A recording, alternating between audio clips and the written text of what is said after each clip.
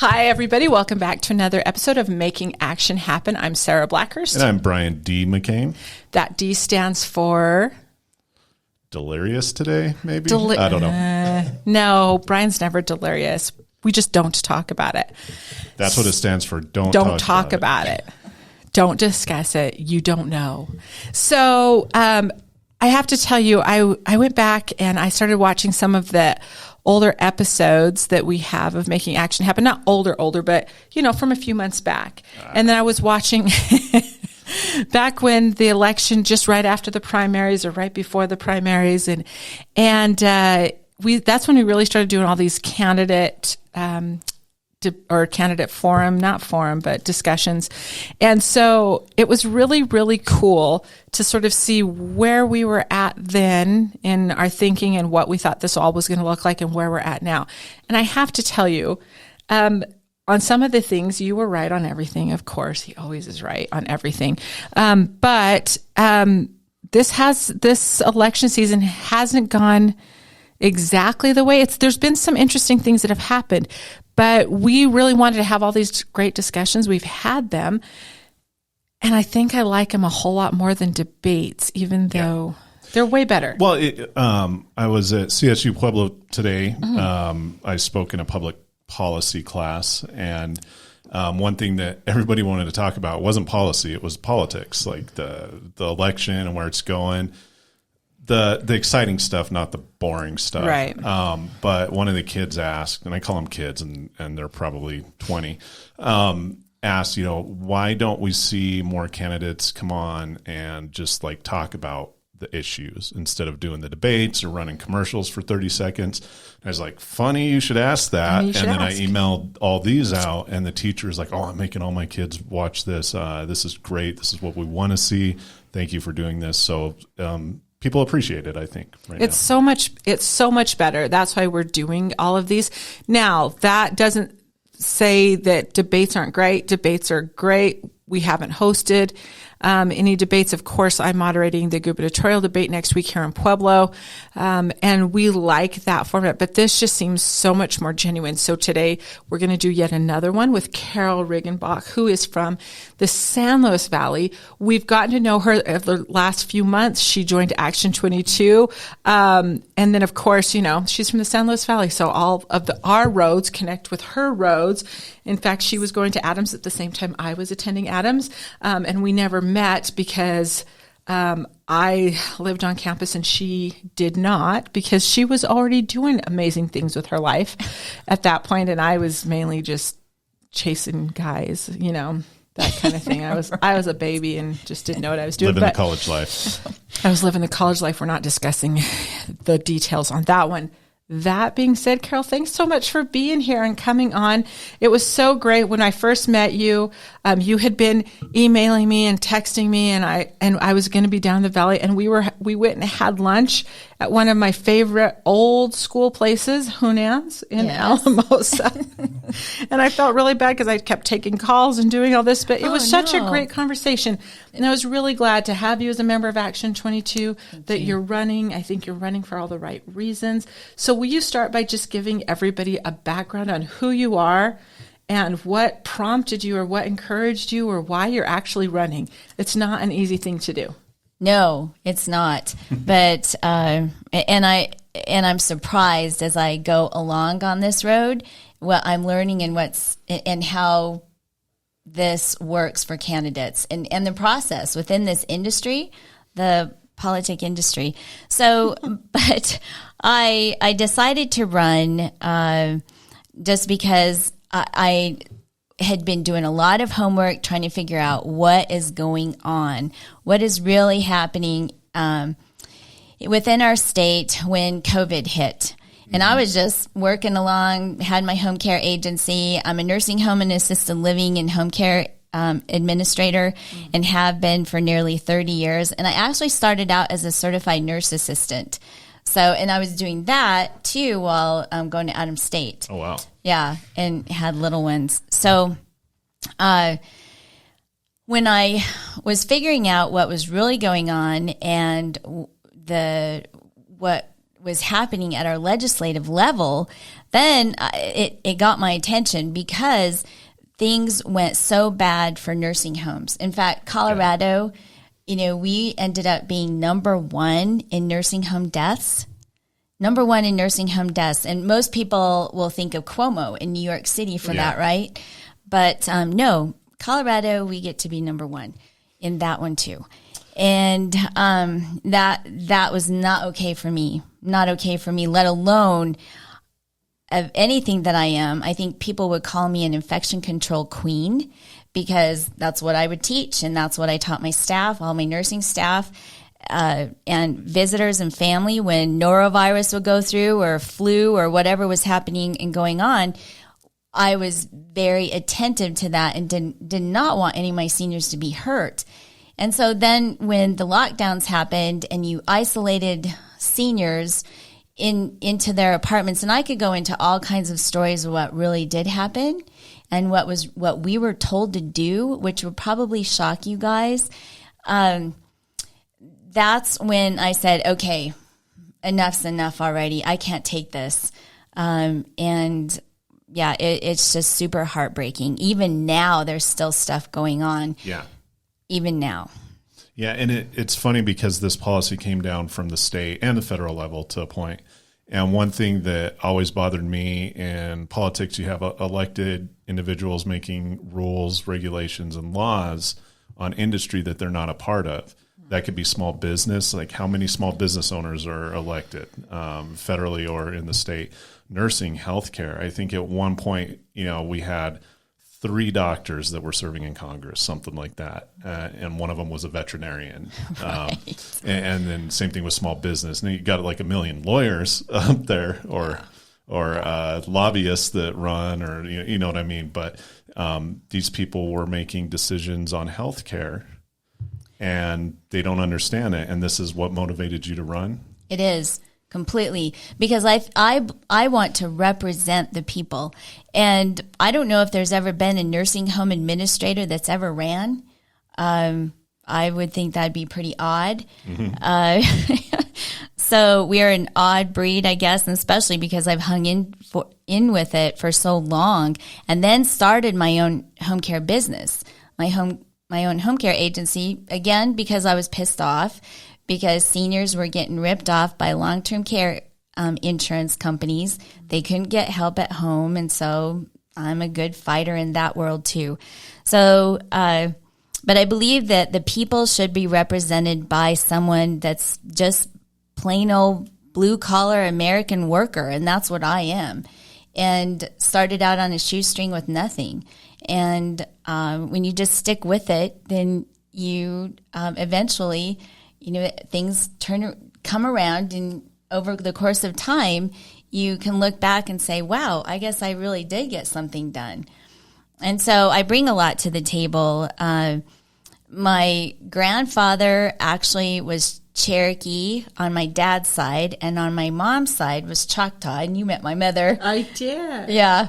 So, we're actually registered with the Choctaw tribe, not with the Cherokee tribe. My grandpa was way too proud. But back in the summer of 1927, I have an article that he took a whole expedition. He took a reporter from the Pueblo chieftain to the sand dunes and showed this reporter the sand dunes burial ground. And it was before the sand dunes was the sand dunes, before it was a monument or national preserve. So that's a pretty cool thing too. And so I have deep roots. I say I'm a 4th generation, yet my family, you're way longer. Yeah, exactly. So it's funny because my grandfather used to run before they moved to Pueblo. When he was growing up there, ran sheep up over Medno. Oh, yeah. And go to that. Mm-hmm. And so cattle and sheep, and he was one of those low level. Oh, yeah. Had to do all the nasty stuff. Yeah. So, wait, and what year did because now I want to go look up this article. Yeah, and I'll have to, you know what, I had it on my Facebook page. Oh, okay. The summer of 1927. It's one of the first things that I posted when the summer began, so that because they were really promoting the Great Sand Dunes, And so you can see it there because I thought, oh, people will love this. And it's a framed newspaper article. And my grandpa, he wrote down on the bottom in his kind of shaky handwriting, in the summer, and he spells summer with one M. It's so cute. 1927. So yeah, if you look on the Facebook page, you'll see it. It's a pretty cool little story, an article about their trip, and it shows my grandpa and then my great grandfather, so his father, with greyhounds, with the horses, getting ready to go out to go check out the burial grounds. That's super cool. We'll check that out. So, there's a saying that goes, the person that develops and learns the most through a campaign is usually the one that is winning or ends up winning the campaign. So you can see a candidate, and we all sort of watch because we want to know what kind of legislator you're actually going to be. So we watch what you do, or some of us really watch what the candidates do. So along that vein, tell us some of the things that you were shocked or surprised you to learn, something that when you started this campaign, you thought one thing and now you think something completely different. Well, I think one of the things that I was shocked by is the number of emails asking you to fill out questionnaires. Yes. Do you guys hear that all the time? Yes. Yeah. Yes. That's something that nobody said anything about that. And not that that would have changed my mind. It was like, okay. What this really kind of reminds me of is my experience in corporate America, where you have to be careful and you watch what's going on and you learn, and you just learn the players. Mm-hmm. Right. And you learn how to walk amongst the players, and so that you can be the most effective. Right. So because you're there to get a job done. Mm-hmm. And sometimes the very people that are supposed to be helping can be the most difficult and make things really harder for you to get the job done, even though they're expecting you to get the job done. So that's why I find the political industry very similar to my corporate experience. So I think as far as where I have possibly changed my mind, that I thought one thing, I think more than anything, probably it just confirmed to me all the more reason why we've got to be represented by a real working person. There's, I got asked yesterday during a podcast, and I was asked, so do you need to have political background? Do you need to have experience, legislative experience, to be able to run? Should a candidate have that? And I said, no. And simply because, again, to really represent the people, you need to have been with the people, not so far removed. And there's plenty of people at the Capitol that I'm learning about that are there to help you, to write legislation, to do policy. There's all the lobbyists. There's great people like you all that have organizations that we can learn from, and that you're the experts in policy that we can go to. We bring our real life experience and we match it up with your experience within the political industry, and then we come up with something that's a real solution for the people of our state. That's a very good point. You hear this a lot in campaigns. It's like, well, I have the experience in legislation or working in this. I don't think that's a good thing. Now, do you have to have the ability to learn? Yes, you want that. But there are resources for you. And if you're already in that, it's the same thought process, right? Sometimes you need an outside view to come in and influence it and work on legislation. And I think that's so important. It's a citizen legislature. It's not a professional political legislature. It's a citizen legislature. It's people that are working, that have jobs, that go up to the big dome, and they make the laws that impact their industry or what they're doing in the working people. So I appreciate that very much. Well, thank you. I agree. I think that's really super important that we just keep that connectivity to our people. And when I'm making phone calls and when I'm knocking on doors, or when I'm at all kinds of parades and events that I've done and been at, and people talk to me, I don't want to ever, ever, ever lose connectivity with my people. I love them. Yeah. So we talked about the COVID part, and that's kind of the catalyst that got you to run. What are some of the issues, like top 3 issues that you're running on? When we see what inflation is doing to our state, and when I see what it's doing to my people, obviously we hit another number 1. We're number 1 in inflation. So that's really important to me. And when I've dug and I've done my research, I've really dug in and tried to figure out, so where are we headed now? Because you hear the election year talk about this tax or that fee, and we're only going to charge $1 to start a new business. But then if you really look behind the curtain, you find out that that's temporary, and then that's going to cost some money. When you look at the gas tax that's going to come up here, that's going to be an ouchie. I think it's 51 cents that's going to be coming up on all of us per gallon. And so when I look at that, I see the financial situation as a real issue that legislation needs to be written. Legislation needs to be done to counter what is going to be hitting us. We've got a lot of expenses that are going to be hitting us in all kinds of areas. And of course, you guys can see all my notes here, but you can tell I nerd out when I research, right? But, when we've got a $38 billion budget that we're going to be, that we're facing. And if you think about, government does not make money. Government does not generate money. Government only spends money. So when you look at how much $38 billion is, that's going to come from us. That $38 billion is going to come from us, and it's going to hurt. It's going to really hurt. And we're not feeling it right now. We're, not feeling it. But we're going to really feel it, I believe, after the first of the year. And so I think that's important.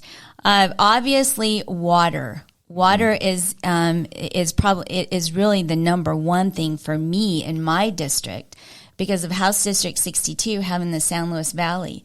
And with my farming background, I can bring to the table, I can bring real knowledge to the Ag and Livestock Committee, and I can actually sit at a table with those other farmers and ranchers and be able to keep up. So it's interesting. You should know, and you hear it misquoted a few times, but there's only one legislator, and he's our favorite legislator. Honestly, I'm never going to apologize for saying that he's absolutely our favorite legislator is Cleve Simpson, and he's the only one in the legislature in Colorado that actually owns any water rights. Just himself, that they as person, but there's only about 12. I think maybe 12 legislators out of 100 that either are ag producers or ranchers or have experience in that right now. So right this second, and we just lost one with Carrie Donovan. Yeah. So she's not there anymore. So we need that really strong ag presence, especially for rural, because it's number 2. In the state. It's our number 2 contributor to the economy, but it's maybe in the future number 1. Oh yeah, absolutely. So it's not that far down the road that it could be number 1 for Colorado. Absolutely. And I used to own water too, so now I can't say that I can be there with Cleve, but I had water right. I did have water rights. And I only had 5 shares on the Rio Grande Canal, and that was not enough to sustain my little circle of alfalfa. I actually saved up my money as a young nursing home administrator in my 20s and bought that field on Road G in La Garita and worked it myself. I crop shared with other farmers that had equipment, but I didn't just lease it. I actually did it with them, and I made decisions when to water, when to shut it down, and when to actually cut and bale and such. But it's a big deal to own water in the San Luis Valley. And so you're so astute to be able to actually recognize that Cleve is the only one that actually owns water, surface water rights. And that's going to be a big deal, a very big deal, that we understand that, and that we know that we really understand what we own. And then when you look at HR 5118, that has those, I think 48 different bills in it, and one of them is HR 7793, that could really affect us in the upper Rio Grande Basin. It's for Colorado, New Mexico, and Texas. And if you look at that, HR 7793, Cleve actually, Senator Simpson actually testified for that one, and so did our attorney for the state, because it may just look like a work group, but then when you read about it and you see what the work group is supposed to implement, Yes. Yep. it's supposed to implement. That's scary. Yeah. And that's, we've discussed it on the show a few Oh, times. have you? Yeah. Okay. And so they're aware of it. But I mean, the fight for water in the valley, that's no big deal right now. There's nothing going on with that at the moment, right? Oh, yeah. No, We read about it every day, so update us on the latest. well, I think one thing that when I think about, like, what could I tell people, what's important for people to know, I think one of the biggest thing is, like, so how did all this start anyway? Well, a lot of us that are older, we remember AWDI, right? Yes. So AWDI, that actually came from former Governor Lamb. In 1992, correct? It was in, I believe, you may be right on the money. It said, I read an article that said in the 80s, Yeah. we were fighting AWDI. Yeah. But it passed in 1992, I think. Yeah, No, it took 5 yeah. years. Yeah. 5 years plus extensive litigation. And I remember that. And I remember the judges. I remember, because I was farming. I was married to a potato farmer. And so we were right in the middle of it. Now, there was no sub-districts, and we hadn't been challenged yet on the aquifers yet. That hadn't happened yet. There was plenty of water. And I remember in the day when the water would come down in the ditches and the farmers would be irritated by it because it was overflowing into the field. It was causing tractors to get stuck. Wow. Yeah, yeah. Bet they'd love to have that problem right now. I know. My word. And, and even like if you guys go in the valley, and here's my history showing up, but if you go in the valley and you're driving across some of the back roads, and if you see the great big drainage ditches, if you'll see there's a big square box, little hole coming out of the ground into the ditch. There's some actually wooden little channel drainage. Because you could dig, 3 feet? I remember when I was a kid, you dig 3 feet and you ran into water. But so with AWDI, there was plenty of water, supposedly. They built the channel. Oh, so they built the channel, and then you drive past it every time you go to Alamosa now. It's a reminder. Yes. That, if there's plenty of water, then we're going to take it from you, and we're going to ship it someplace else. And then we'll see what happens in 40 years. I know, it's terrible. And then now with RWR, guess where that came from? Another former governor.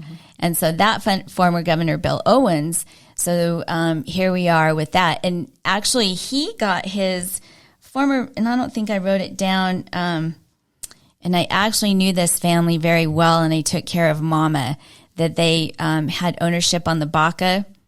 But anyway, that's where he bought a lot of his own water and his ownership and got into this RWR, and then here we are. Now we've dodged that bullet so far with Douglas County. For the time being. For the time being, exactly. And so when you have to think about, when you look at HR 7793, and when you have all the federal government CEOs in charge, and there's no local people that are even listed on that, even when you think about the upper Rio Grande Basin roundtable folks and the Conservancy District and all the great things that Heather Dutton does, let alone Craig Cotton, everyone, let alone Senator Simpson, right? And granted, not everybody's liked all the time because you're talking water. I remember my grandpa used to be a ditch rider with a shotgun. And interestingly enough, down that little rabbit trail, I was making phone calls in Pueblo, and I actually talked to someone who was telling me that there are shots being made and guns are being packed in the San Luis Valley right now for ditch riders and water commissioners. So it's getting heavy. But I'm surprised it hasn't happened already. Me too. So, but water is definitely an issue, and it's something that's got to be a priority, and it's something that we can't hire a rookie. We need, and I mean that respectfully, we need to have somebody on the ag committee. The San Luis Valley has to be represented on the ag committee. Yes. We just do. And Pueblo, when I speak to the people here in Pueblo and in Huerfano County, they completely agree. Yeah. They completely agree. HD 62 needs to be on the ag committee. Well, and part of the reason why is because even though there's the pass between us, Levita Pass between us, these are all generational connections going back since before we were even part of the United States. Right. And so it does my heart so much good to talk with somebody who's running for a major office who understands water. That's one of the things. It's really easy to run over people on an issue if they don't know anything about it. So then they take information, they don't have any experience in it or whatever. And that's why our list is water's the very top of our list of issues that we look at. So that is huge, and it's rare. It's as rare as our water is right now. You know, it's part of the research that I did too when I was considering running. I would have never got into this if I thought I was unqualified. Never, not at all. I really am taking this serious, and I want to do an excellent job. That's what I've done with everything that I've done. And I don't do something haphazard. And again, it's so important that somebody very knowledgeable can sit with the other farmers and ranchers and be able to keep up. Okay. So another issue that comes up for all of our candidates running is public safety. Yeah. And I put this in, and these are separate, but it goes to crime and homelessness. And I think that they're intertwined. Some people may disagree with me, so I always say, like, what are you going to do about crime and homelessness? So what's your thoughts on that? You know, so again, doing more homework, right? So probably you all know about the tent city in Alamosa. Yes. Yes, we have that. And I actually helped a gentleman set up a tent, and I videotaped it when I went in there. And so I've actually seen it, talked to the people that are in there, and granted, I didn't go by myself. So, granted, the people are nice and all, but you just never know what desperation will cause people to do, right? So, and then when I look at the homelessness that we've got in House District 62, and we look at our beautiful river, and we see that what is happening to our beautiful river, and you think about us law-abiding, tax-paying, hardworking citizens. And where do we rate with criminals or with people who just decide, you know what, I just want to be homeless. I don't want to work. And I totally respect that choice. However, your choice to be homeless and maybe have to be desperate in how you go get your next fix, if that's maybe what you're doing too, not that all homeless people do drugs, but if you're also doing that and you've made all these life choices, there needs to be some consequences for those life choices. You just don't get to camp out on a pristine riverbank and pollute. And same even when I look at Tent City and I've got footage of what's happening there. It's not sustainable. We can't do this. And it's not fair to the taxpayers. And I actually talked to some steel workers too. And they're migrant steel workers that have come over from Mexico, and they're legal, right?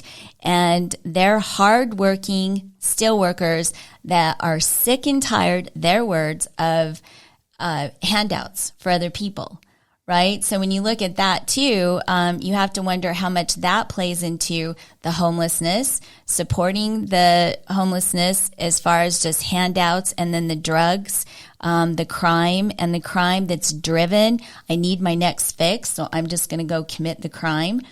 When I'm walking the streets of Pueblo and I'm knocking on doors, I meet so many people. I even took a picture of this gentleman, this older man, 80 some years old, just lost his wife. He's mowing his lawn, and he tells me that he sleeps with a 45, I think. And he has to do that because he's trying to protect his neighborhood. So, and really, should a 85-year-old man have to sleep with his 45? Yeah.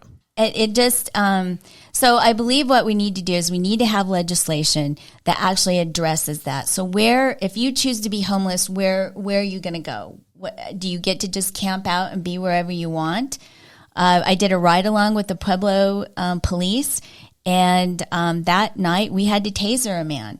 We were just going to remove him from the property. We got called that he was on some private property. We were just going to remove him, but he started reaching for stuff, and the officer had no idea what he was reaching for. Ended up tasering him. He had heroin and meth. That was the first time he'd even seen heroin. We have to go take care of it. Hopefully it's not laced with fentanyl. And they have this really cool hood thing that as they're unpacking it to protect the officer.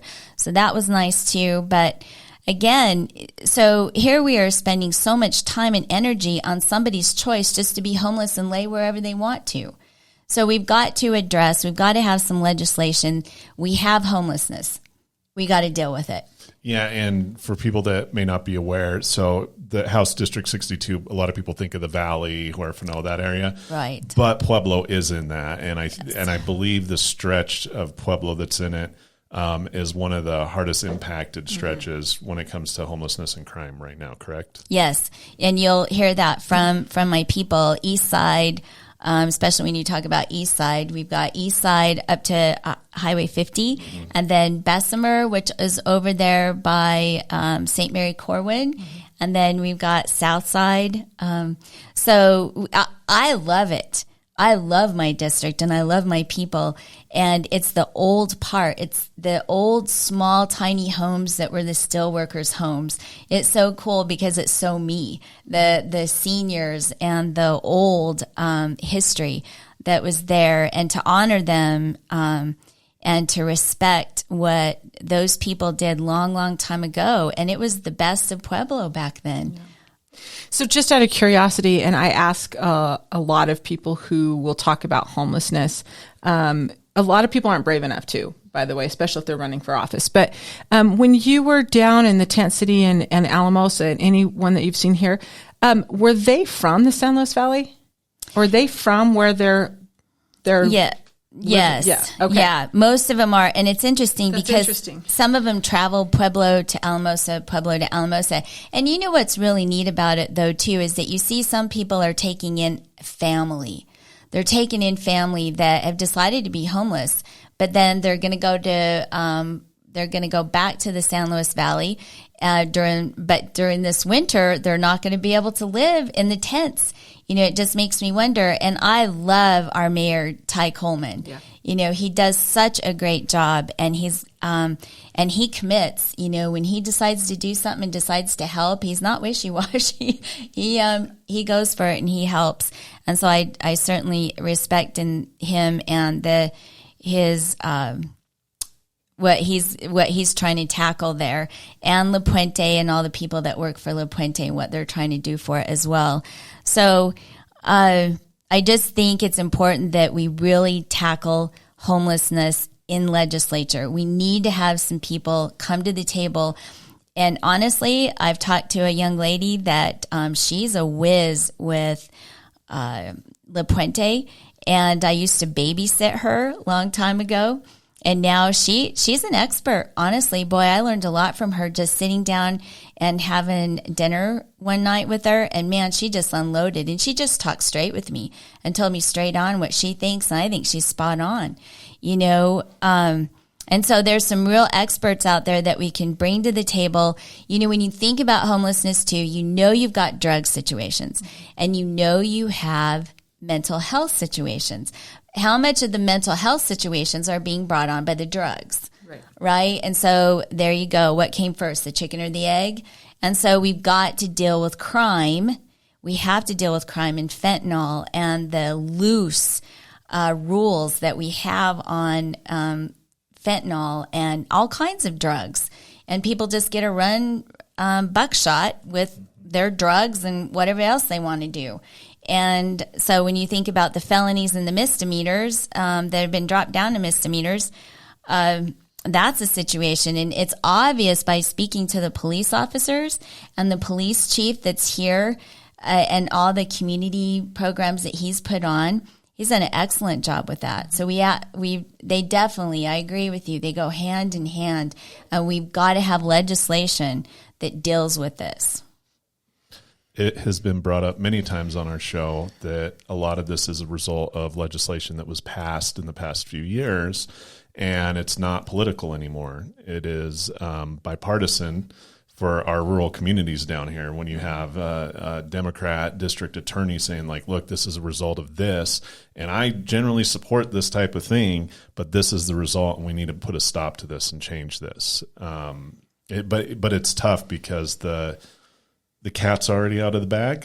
Oh, yeah. So that's where it's going to be challenging for anybody that gets up there and is elected how to address this, to change it or pull some things back that were instituted with this. Some good news, though. I'm going to butcher it, but it's the homeless contribution tax credit rural. It did pass. We supported that.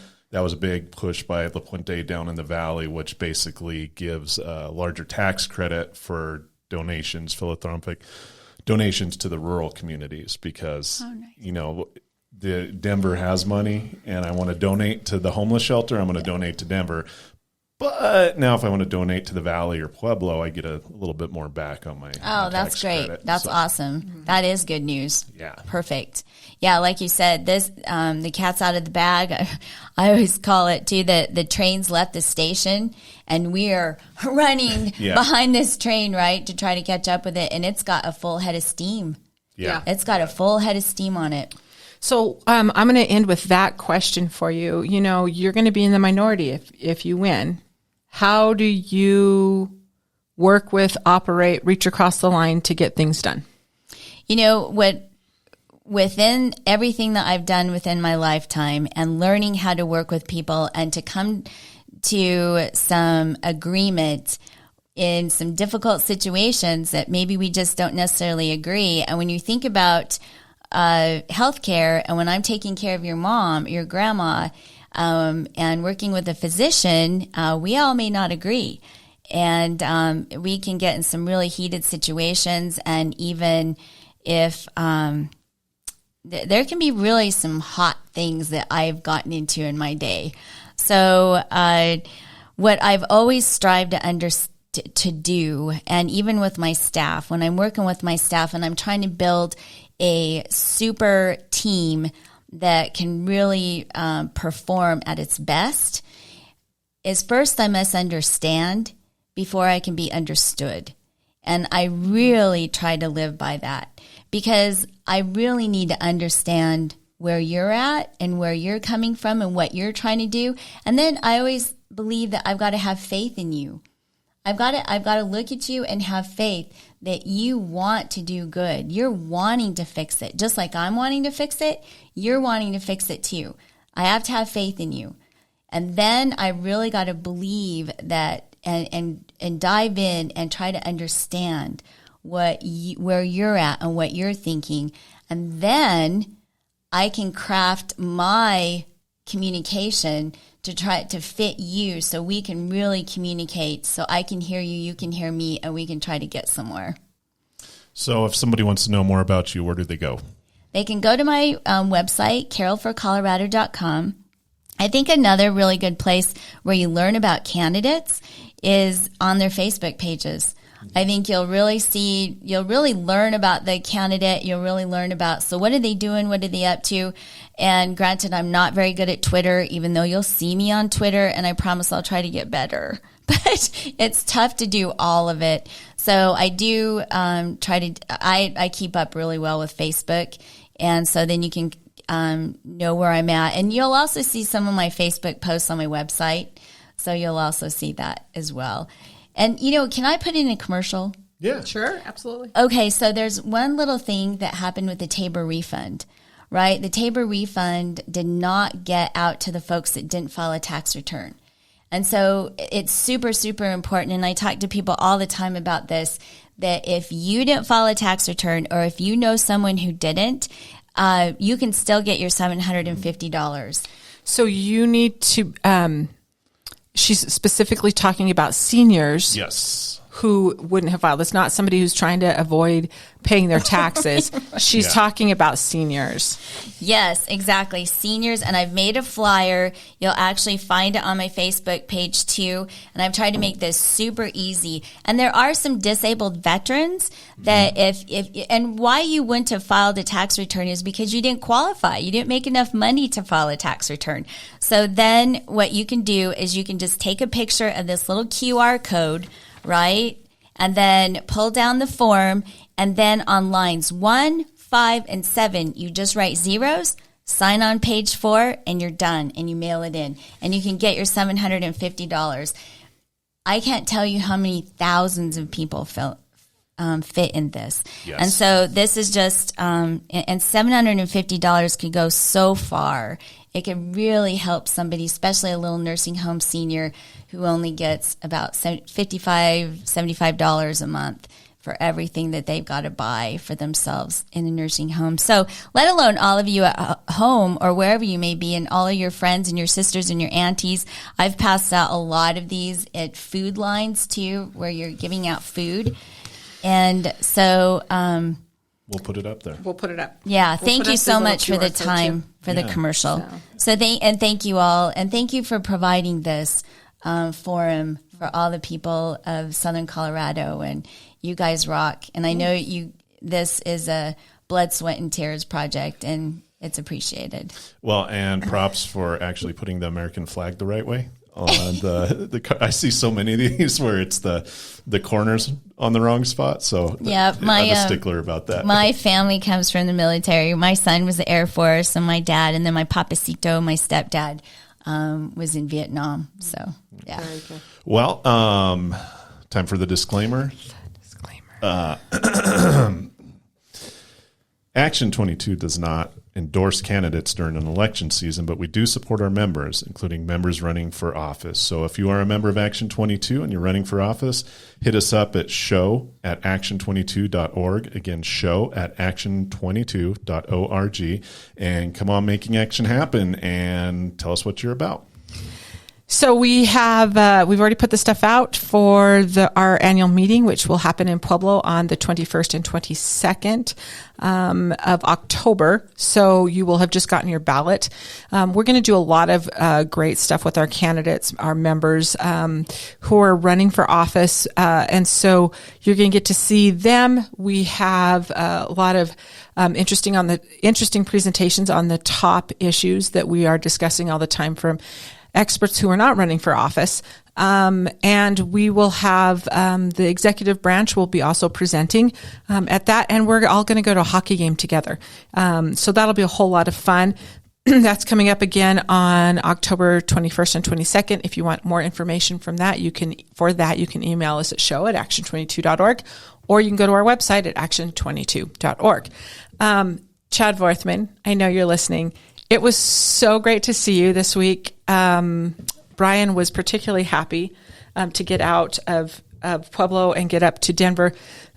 I have to say, though, my very, very, very favorite thing about you, Chad Vorthman, is Garen. So it's so smart. She's so good at everything she does. So anyways, we'll see you in a few weeks. And thanks, everybody, for joining us. We'll see you next time. Thanks.